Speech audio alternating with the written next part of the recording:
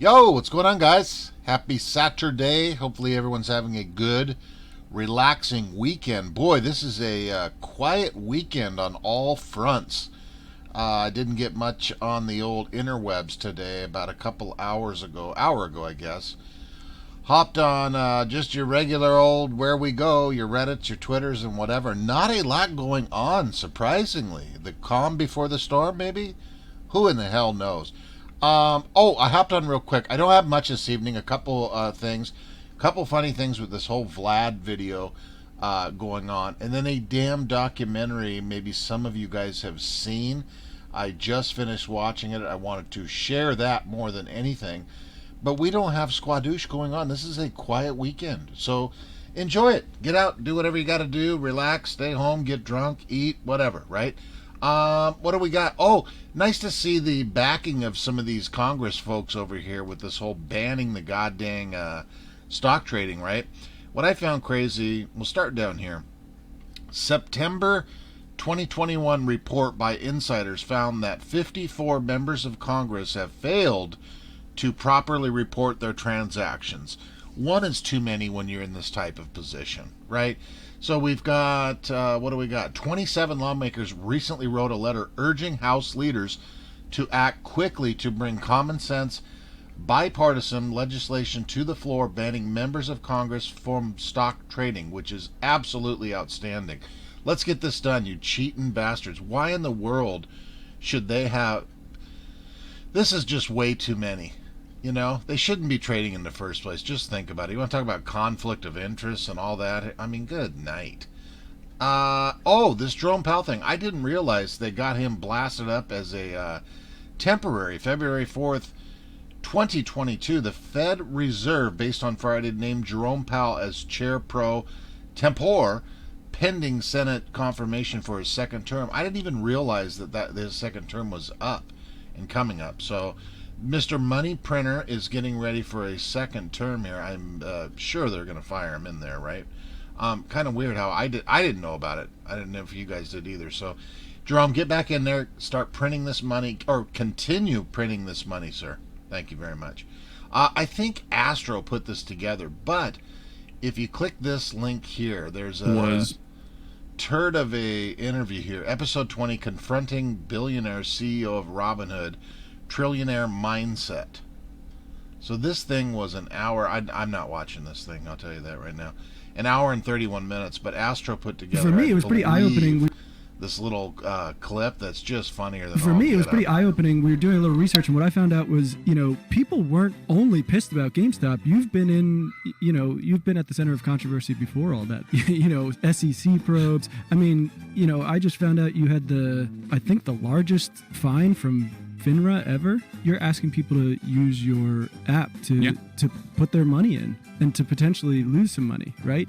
And so I think at the very least that app wouldn't be buggy to the point of showing people like massive mistakes. Yeah. I think it could be very frustrating hearing someone say something like, oh, this is unacceptable. Like, all you get is a blog post on Robinhood. I think that's probably really unsatisfying to users of your app.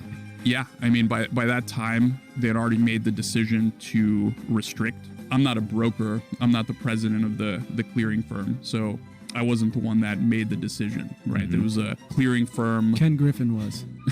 No. Absolutely not. But I think that risk was substantially lower than what Dodd-Frank was created to address. Your PR people informed us you're not allowed to talk about Robinhood stock at all. Yeah, well, is that a compliance thing, or is that just because it's a really bad idea to invest? We do have a gift for you. It is a hat that says, oops, sorry about that. Because, you've been on an apology tour. I don't know if I would call it an apology tour, but I do like the hat. Oops, sorry about that. There it is. Wait, we gotta put the bill down a little bit. Yeah, a lot of people hate you and are mad at you and whatnot.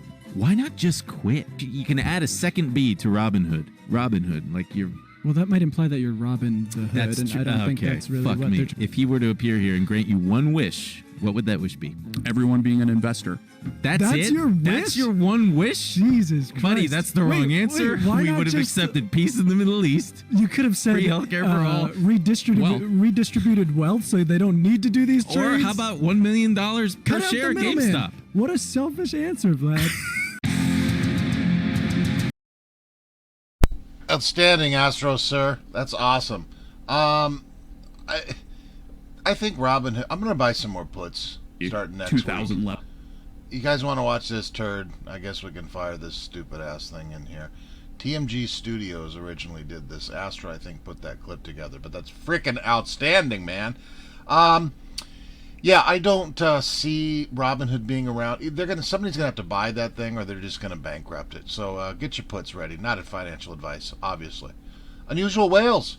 The SEC has awarded approximately $1.2 billion to 245 individuals since issuing its first whistleblower award back in 2012. 2012, I mean 2012. There's a lot of this whistleblower activity. We shared the other one last, what was it? Oh, this week, for crying out loud, with the new program. Make sure we're getting these folks paid. I think it's a matter of time before something, maybe it's already happened. We're not going to hear much from Double G, right? But maybe, just maybe, an old Citadel employee, somebody knows a little bit too much, maybe got fired, I don't know. Somebody knows. A lot of people know a lot of things, is basically what the SEC said. Come on, we've got millions of bucks here burning a hole in our pocket. Come forward, ye all. So yeah, I love it. Batman is going to light things up like a damn Christmas tree. If I see another ad pop up on my screen, I am so sick. You guys, seriously, you know I've been bitching about these for a month now, but you can't log on to a website without well, I guess it'd be different if I wasn't, whatever the hell CBR.com is. Anyway, box office analysts report that Batman has been the second highest pre-sales in the post-pandemic era, second only to Spider-Man. We all know how Spider-Man did. No Way Home. It is currently expected to earn between 110 and 140 million on opening, for crying out loud. I've seen some folks on the Twitter mobile that were actually in some AMC movie theaters today. So that's good. That's good. That's good news for the movies. They are not dead like everyone seems to think. Can we throw that out the window, the movie theaters being I guess we kind of have the last 6 months or so. But still, very good news for them fine folks. This, you guys, I got homework assignment number 1 and that documentary at the end. I more than anything wanted to share these this evening. This here, just in case, we touched on Vanguard, Blackrock, and I'm the one always saying that these fine folks over here at Blackrock and Vanguard could swallow up Citadels and everybody else around them. This is a very interesting article here to read, just how much money they control, power, voting power in everything they do. If you guys do not think, if anyone does not think that these guys rule the financial markets, you're sadly mistaken. So definitely read this, you guys. The main thing, this documentary, this thing's outstanding. End of the Road, put out by Film Is Now Movie Trailers. 1.26 million subscribers down there, these fine folks. But this was dated February 6th. I seen this floating around today. If you haven't watched it, it's worth watching. How money became worthless, right in the times we're in with inflation, market crashes, and the whole damn economy about to blow to smithereens. Good watch, about an hour long. So give it a watch. Okay, guys, that's it. We don't have much going on. I'll pop those 2 thingies in there. Have a wonderful Sunday. And then we'll get the pre-market fired up and then the market fired up for this week. Remember, last week was obviously good. Let's continue it. Please, folks. Please, please, please. Okay, guys, love you all, and I will talk to you later.